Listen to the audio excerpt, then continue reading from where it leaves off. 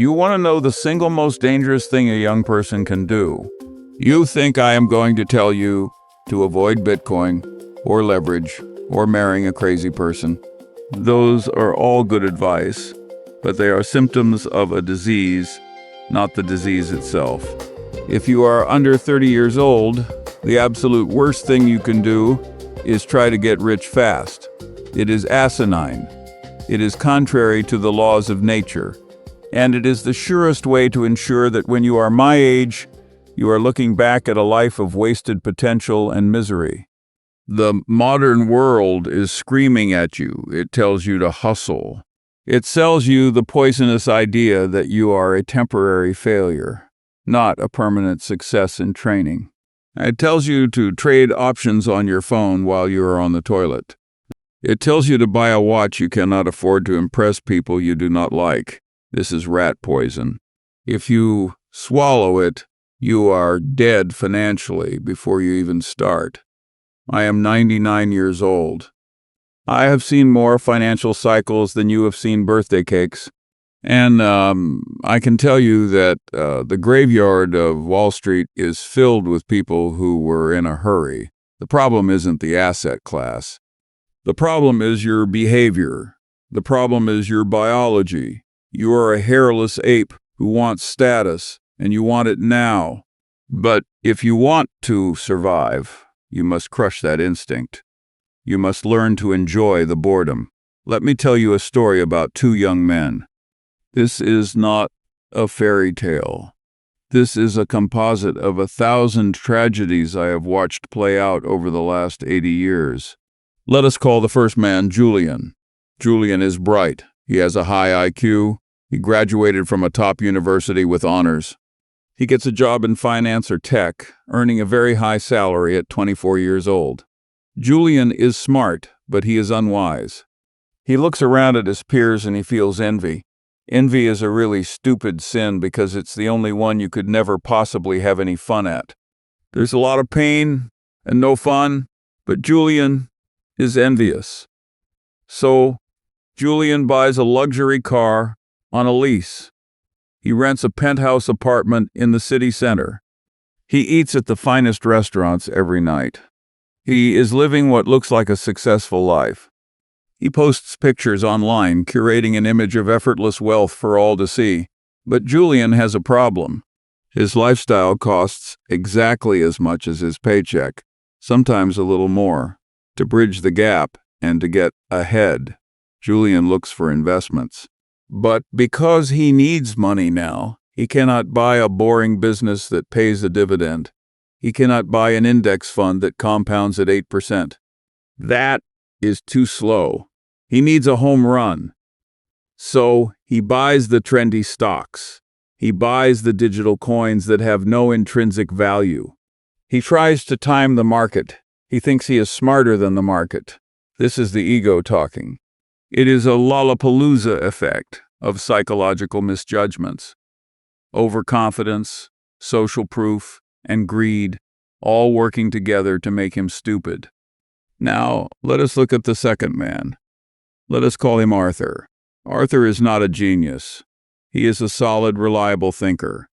He works a standard job. He earns half of what Julian earns. But Arthur understands arithmetic. Arthur understands the power of compounding. Arthur drives a used car. He lives in a modest apartment. He cooks his own food. Arthur saves 30% of his income, religiously. He puts it into a tax-advantaged account, and he buys a broad basket of American businesses. And then he does the hardest thing in the world. He does absolutely nothing. He sits on his ass. He lets the great American corporations work for him while he sleeps, eats, and works. 10 years pass. It is now a recession. The tide goes out. And as Warren likes to say, when the tide goes out, you see who has been swimming naked. Julian is naked. He loses his high-paying job. His trendy investments have collapsed to zero because they had no durability. He has debt on the car, debt on the credit cards, and no cash. He is forced to sell everything at the bottom just to buy food. He is ruined. His high IQ did not save him. His temperament destroyed him. Arthur also faces the recession. His portfolio goes down by 50%. But Arthur does not care. He does not sell. He has cash in the bank because he didn't buy the expensive car. In fact, Arthur takes his extra cash and buys more shares while they are on sale. He understands that the market is a voting machine in the short run, but a weighing machine in the long run. Arthur survives. 30 years later, Julian is still working, trying to catch up. Arthur is a wealthy man who owns his time. He won not because he was smarter, but because he was patient. He understood that the big money is not in the buying and the selling, but in the waiting. You need to understand the arithmetic of life. Young people today are terrible at math. I do not mean calculus. I mean the simple, brutal arithmetic of compounding. When you are 25 years old, every dollar you spend is not a dollar. If you invest that dollar at a reasonable rate of return, it will be $80 when you are my age.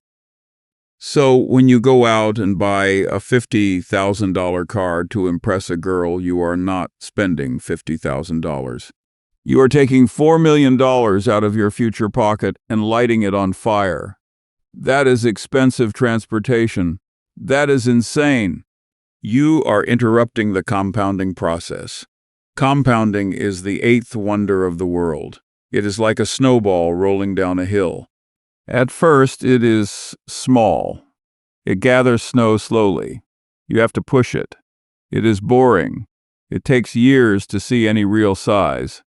But if you keep pushing and you do not let it melt, eventually it becomes an avalanche. It becomes unstoppable. Most of you stop the snowball every 2 years to buy a toy. You melt your own snowball, and then you wonder why you are poor.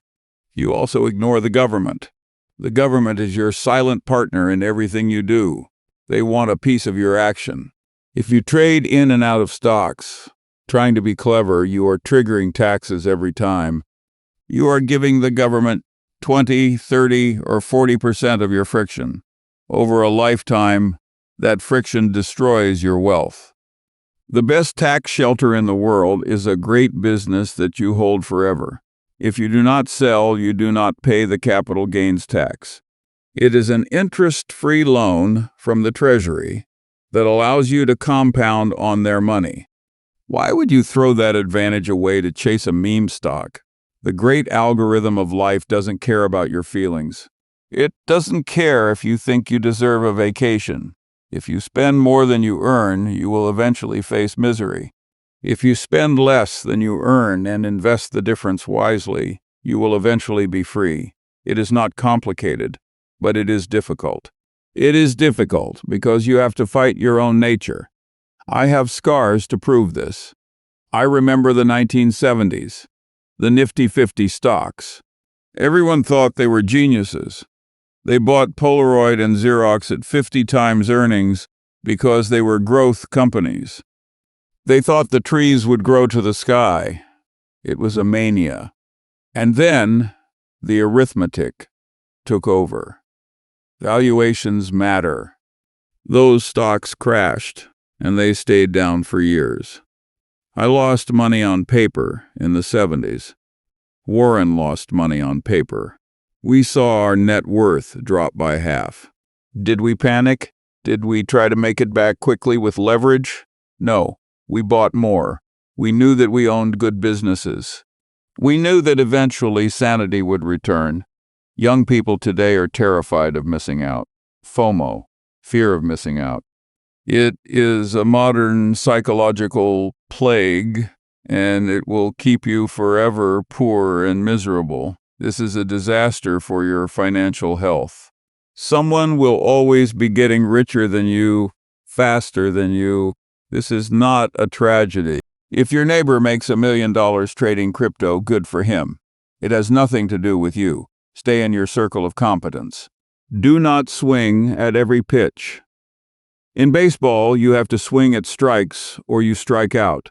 In investing, there are no called strikes. You can stand at the plate with the bat on your shoulder for 10 years. The market can throw General Motors at 40. U.S. steel at 30. And you can just stand there. You don't have to swing until you see a fat pitch right in the middle of your sweet spot. And when you swing hard. But you, the young people, you are swinging at everything. You are swinging at pitches in the dirt. You are swinging at pitches over your head. You are exhausted, and you are broke. You need to practice the art of doing nothing. Pascal said, all of humanity's problems stem from man's inability to sit quietly in a room alone. This is especially true in finance. Here is the via negativa, the list of things to avoid if you want to survive. Avoid debt like it is leprosy, especially consumer debt, but not little Paris as agger shears, at their shears, agger shears, at their shears, at their shears. If you are smart, you don't need it. If you are dumb, it will kill you. Avoid trying to be smarter than everyone else. You don't need to be brilliant. You just need to be consistently not stupid, and avoid spending money before you have it. Lifestyle inflation is the silent killer. You get a raise, you buy a better car. You get a bonus, you buy a bigger house. You are running on a treadmill that is speeding up. Step off the treadmill. Live below your means. Whatever you earn, spend less. It is a simple rule, but nobody follows it. So, what is the grand conclusion? What does success look like for you? Is it a Ferrari? Is it a private jet? If that is your goal, you are already lost. You are a slave to your own ego. Success is independence. Success is waking up in the morning and saying, I can do whatever the hell I want today. That is wealth. And the only way to get there is to suffer a little bit now, to delay gratification, to be the person who plants a tree under whose shade they do not expect to sit immediately. You must develop a seamless web of deserved trust. Be reliable. Be patient. Be rational. Read. Read all the time. Go to bed a little wiser than when you woke up. If you do that, and you let the arithmetic of compounding work for you, you will do fine. You will not just be rich in money. You will be rich in freedom. But if you ignore this, if you insist on being trendy, if you insist on spending tomorrow's money today, then I have nothing for you. You will learn the hard way. And let me tell you, the school of hard knocks has very high tuition fees. I'd rather be slow and right than fast and ruined. Be a sequoia, not a weed. Sit on your ass and wait.